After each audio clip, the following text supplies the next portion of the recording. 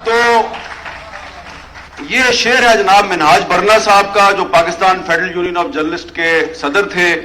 General Zia الحق کے دور میں جب ان کو جیل میں ڈالا گیا تو وہاں پر انہوں نے یہ بات کی تھی، اور آج جناب عمران خان صاحب کی حکومت ہے، اور آج کے دور میں بھی یہ جو شعر ہے یہ اس طرح سے سچ نظر آتا ہے کہ اس وقت تو صرف اخبار تھا، اب ٹی وی چینل بھی ہیں، لیکن آپ دیکھیں گے کہ رات کو جب خبرنامہ شروع ہوگا مختلف ٹی وی چینلز پر، تو یہاں جو بہت سی تقریریں کی گئی ہیں وہ تقریریں آپ کو وہاں پہ نظر نہیں آئیں گی۔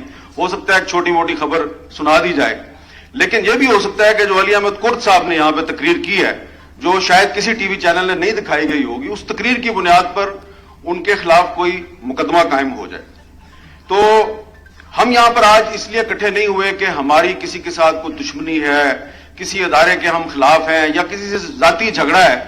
مجھے لطیف افریدی صاحب نے گائیڈ لائن دی ہے، میں اس کے مطابق ہی اپنی بات کروں گا۔ تو دیکھیں، مسئلہ یہ ہے کہ آپ سب لوگ جو ہیں، آپ لائرز ہیں، آپ لوگ وکیل ہیں، آپ سپرمیسی آف کانسٹیٹیوشن کے علمبردار ہیں۔ آپ میں سے مجھے بہت سے ایسے چہرے نظر آ رہے ہیں جن کو جب سے میں نے صحافت شروع کی ہے میں دیکھ رہا ہوں کہ آپ وکالت بھی کر رہے ہیں اور ساتھ ساتھ آپ کی جدوجہد بھی جاری ہے پاکستان میں آئین اور قانون کی بالادستی کے لیے۔ تو آپ لوگ جو کام کر رہے ہیں، آپ وہ کام کر رہے ہیں جو بانی پاکستان قائد اعظم محمد علی جناح کا مشن تھا۔ آپ اس مشن کو لے کے آگے چل رہے ہیں۔ تو جو قائد اعظم کا جو پیشہ تھا وہ بھی وکیل تھے، آپ بھی وکیل ہیں، جو قائد اعظم کا مشن تھا اس مشن کو آپ نے اپنا مشن بنایا ہوا ہے، تو اس لیے آپ لوگ اکٹھے ہوئے ہیں۔ وہ کیا تھا مشن؟ وہ یہی تھا نا، قانون کی بالادستی اور پرامن سیاسی جدوجہد۔ تو اس لیے آپ لوگ یہاں پر کسی کے ساتھ ذاتی دشمنی کے لیے اکٹھے نہیں ہوئے۔ آپ کی تقریروں میں جو کچھ غصہ تلخی نظر آتی ہے تو اس کی ایک بیک گراؤنڈ ہے۔ تو ہم یہاں پر سارے جو ہیں قانون کی بالادستی کے لیے اکٹھے ہوئے ہیں۔ ہمیں کہا جاتا ہے جناب کہ ذرا آپ کچھ خاموشی اختیار کریں، کچھ دن کے لیے چپ رہیں، ذرا ملک کے حالات کا خیال کریں۔ Pakistan is facing many domestic and external challenges, تو ذرا خیال کریں۔ تو بھائی، ہم اس وقت ہمارے ملک کے اندر ایک ایسی صورتحال ہے، ایک طرف قانون ہے، دوسری طرف لا قانونیت ہے۔ تو کہا جاتا ہے کہ صحافی جو ہے اس کو غیر جانبدار ہونا چاہیے۔ میں اس صحافت پہ یقین نہیں رکھتا، اس لیے کہ جہاں پہ ایک طرف قانون ہے، دوسری طرف لا قانونیت ہے، ایک طرف جمہوریت ہے، دوسری طرف ڈکٹیٹرشپ ہے، تو میں نے قانون کے ساتھ کھڑے ہونا ہے، میں نے جمہوریت کے ساتھ کھڑے ہونا ہے۔ میں اس میں غیر جانبدار نہیں ہوں۔ اس کی ایک وجہ ہے، اور اس کی وجہ یہ ہے کہ میں نے جس گھر میں جنم لیا، میرا باپ بھی صحافی، پھر میں نے جب صحافت کی تعلیم حاصل کی تو اس میں جو مجھے پریس ہسٹری پڑھائی گئی، وہ پریس ہسٹری میں کون لوگ تھے؟ مولانا محمد علی جوہر، وہ غیر جانبدار تھے، تقریریں کرتے تھے، اخبار میں کالم لکھتے تھے، گرفتار ہو جاتے تھے۔ اگر وہ غیر جانبدار ہوتے کبھی گرفتار نہ ہوتے۔ میں نے پریس ہسٹری میں پڑھا مولانا ظفر علی خان، بار بار ان کا اخبار بند ہوتا تھا، بار بار گرفتار ہوتے تھے۔ وہ ایک جو برطانوی سامراج تھا اس کے خلاف جدوجہد کر رہے تھے، تو وہ غیر جانبدار نہیں تھے۔ یہ آپ نے ہمیں اپنی جو ہم نے پاکستان میں جو نصاب پڑھا ہے ایم اے جرنلزم میں، جس کو ہم ایم اے میس کمیونیکیشن کہتے ہیں، اس میں ہم نے شورش کشمیری کو پڑھا ہے، مولانا ظفر علی خان کو پڑھا ہے، حمید نظامی کو پڑھا ہے۔ کوئی ان میں غیر جانبدار نہیں تھا، سارے جانبدار تھے۔ اس میں کوئی قائد اعظم کے ساتھ کھڑا تھا، کوئی جو ہے وہ پاکستان میں آئین و قانون کی بالادستی کے لیے کھڑا تھا۔ تو جب ایک طرف لا قانونیت ہے اور دوسری طرف قانون ہے، تو میں نے تو قانون کے ساتھ کھڑا ہونا ہے۔ اور اب تو میں خود بذات خود میں ایک ایسی مثال بن گیا ہوں کہ جب سے مجھ پر پابندی لگی ہے، 3 ہفتے ہونے والے ہیں، تو میں زیادہ ادھر ادھر نہیں جاتا، لیکن کہیں پہ بھی چلا جاؤں لوگ پوچھتے ہیں جی کی ہویا، یہ کی ہویا؟ میں نے کہا جی آپ کو نہیں پتا کی ہویا؟ میں کہتا ہوں یار ایک تقریر کی تھی، وہ اسد علی طور کو مار پڑی تھی، اس پہ میں نے تقریر کی تھی، اس لیے میرے پہ پابندی لگ گئی۔ انہوں نے کہا پابندی لگی ہے، تقریر تو آپ نے پریس کلب کے باہر کی تھی، پابندی آپ کو ٹی وی چینل پہ لگا دی، اچھا یہ کسی کورٹ کا آرڈر ہے؟ میں کہتا ہوں نہیں جی۔ یہ پیمرا نے حکم دیا ہے؟ میں کہتا ہوں نہیں جی۔ تو پھر پابندی کیسے لگ گئی؟ تو میرے پاس اس کا جواب نہیں ہے۔ اب یہ کیا ہے یہ ہے لاقانونیت کہ آپ نے پابندی لگا دی لیکن اس کا کوئی ریٹن آرڈر کہیں سے نہیں ہے, کسی کورٹ کا آرڈر نہیں ہے. تو اب کیا ہوں میں, حامد میر اس وقت کیا ہے؟ سینسرشپ کی ایک چلتی پھرتی جیتی جاگتی مثال. اور میں اس مثال کے طور پہ جب آپ کے سامنے کھڑا ہوں تو مجھے کہا جائے گا کہ ذرا خیال سے بولنا. بھائی خیال سے ہی بولوں گا. یہی کہہ رہا ہوں کہ بھائی میں آئین اور قانون کی بالادستی پہ یقین رکھتا ہوں. جو بھی میرے ساتھ کرنا ہے آئین اور قانون کے مطابق کرو. اور اگر آپ صحافیوں کو جو مار پڑتی ہے, تشدد کا نشانہ بنایا جاتا ہے, مطیع اللہ جان کو اغوا کیا جاتا ہے, ابصار عالم کو گولی مار دی جاتی ہے, اسد طور کے گھر میں گھس کے اس کو مارا جاتا ہے, تو اگر ہم یہ مطالبہ کرتے ہیں کہ ملزمان کو گرفتار کرو تو آپ گرفتار کر دیں. آپ کیوں نہیں گرفتار کرتے؟ جب ملزمان گرفتار نہیں ہوتے کہتے ہیں اچھا وہ لڑکی کے بھائی نے مارا تھا. میں اس صورتحال میں نہیں جاتا. میں صرف یہ کہوں گا کہ جب 2007 کا یہاں بہت ذکر ہوا, 2007 کی لائرز موومنٹ کا یہاں بہت ذکر ہوا.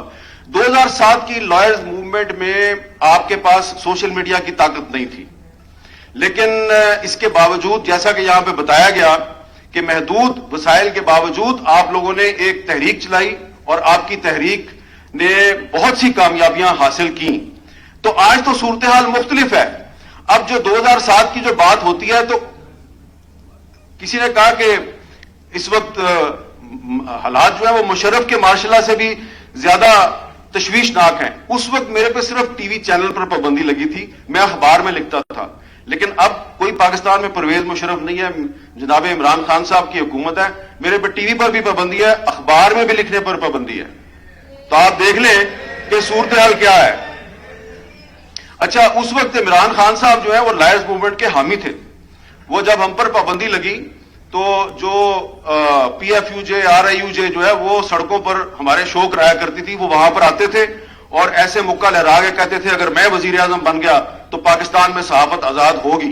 تو اب آپ وزیر اعظم بن چکے ہیں اور سینسرشپ کی جیتی جاگتی مثال جو ہے وہ آپ سے مطالبہ کر رہا ہے کہ پاکستان میں صحافیوں پر جو پابندیاں لگ رہی ہیں, جو جوڈیشری اور دیگر جو ہیومن رائٹس ایکٹیوسٹ ہیں ان کے ساتھ جو ہو رہا ہے اس کو بند کیا جائے. مجھے جو تقریر میں نے کی تھی جس کی وجہ سے پابندی لگی, اس تقریر پر میرے کچھ ساتھیوں نے کہا کہ یار اس میں آپ کا لہجہ بڑا تلخ تھا, تو وہ جو تلخی ہے اس پہ معذرت کر لو. تو جب ناصر زیدی صاحب جنہوں نے جنرل ضیاء اللہ کے کوڑے کھائے ہوئے ہیں, جب ان جیسا بزرگ مجھے یہ کہے گا تو میں انکار تو نہیں کر سکتا. میں نے کہا جی لہجے کی تلخی پہ میں معذرت کر لیتا ہوں. تو مجھے ایک بزرگ صحافی نے یہ کہا کہ آپ نے بہت اچھا کیا ہے. میں نے کہا جی وہ کیسے؟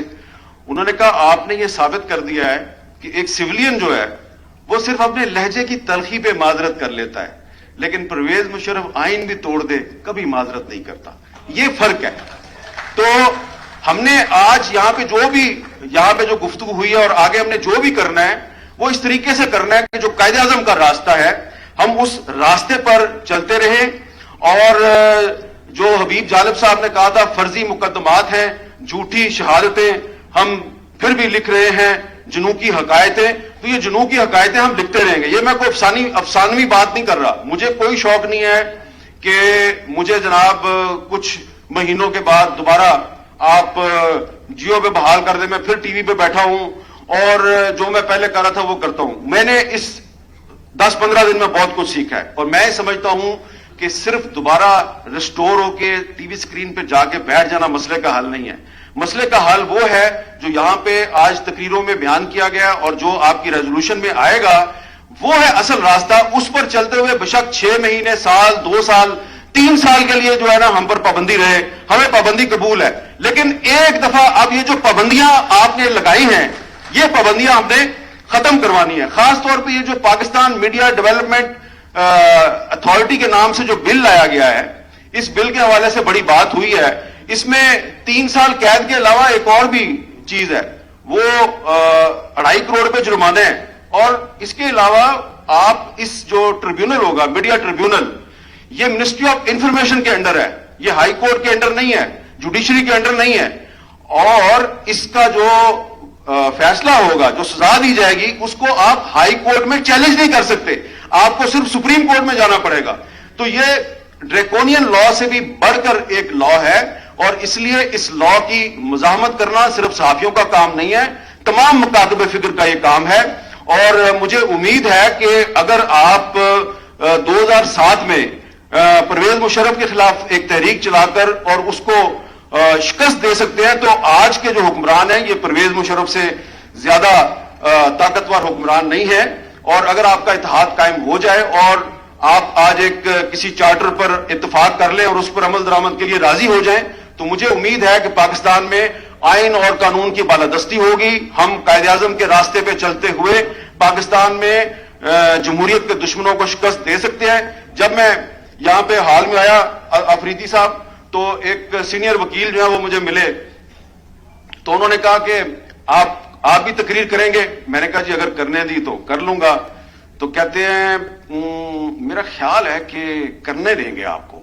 تو میں نے کہا اچھا. کہتے ہیں اگر آپ تقریر کریں تو یار وہ آپ پر جب 2007 میں پابندی لگی تھی نا آپ مشرف دور میں تو اس میں آپ روڈ شوز کیا کرتے تھے تو ہر شو کے آخر میں آپ وہ حبیب جالب صاحب کے کچھ اشعار پڑھا کرتے تھے، وہ آج ضرور پڑھنا. میں نے کہا جی وہ کیوں پڑھوں؟ کہتے ہیں یار وہ لگتا ہے کہ اس میں کوئی وہ جادو منتر والی بات تھی، وہ آپ اشعار پڑھتے تھے تو جو حبیب جالب نے ان اشعار کے میں جو پیغام دیا تھا وہ پورا ہو گیا، وہ بات سچ ثابت ہو گئی. تو انشاءاللہ اب بھی سچ ثابت ہوگی. تو میرے بزرگ جو ہیں بزرگ وکیل یہاں پہ ابھی تک بیٹھے ہوئے ہیں، آخر میں حبیب جالب صاحب کے وہ اشعار پڑھوں گا جو پرویز مشرف کے خلاف تحریک کے دوران جو وکیلوں کی تحریک تھی، صحافیوں کی تحریک تھی، انسانی حقوق کے کارکنوں کی تحریک تھی. اس تحریک میں ہم نے وہ حبیب جالب صاحب کے اشعار جگہ جگہ بار بار پڑھے اور پھر ان کو اپنا ایک نعرہ بنایا اور وہ نعرہ صحیح ثابت ہوا تھا. اور وہ اشعار کیا تھے؟ میرے ہاتھ میں قلم ہے میرے ذہن میں اجالا، میرے ہاتھ میں قلم ہے میرے ذہن میں اجالا، مجھے کیا دبا سکے گا کوئی ظلمتوں کا پالا، مجھے فکر امن عالم تجھے اپنی ذات کا غم، مجھے فکر امن عالم تجھے اپنی ذات کا غم، میں طلوع ہو رہا ہوں تو غروب ہونے والا، تو غروب ہونے والا. بہت بہت شکریہ. اب میں دعوت خطاب دوں گا سینیٹر اعظم نظیم تارڑ، ایڈوکیٹ سپریم کورٹ.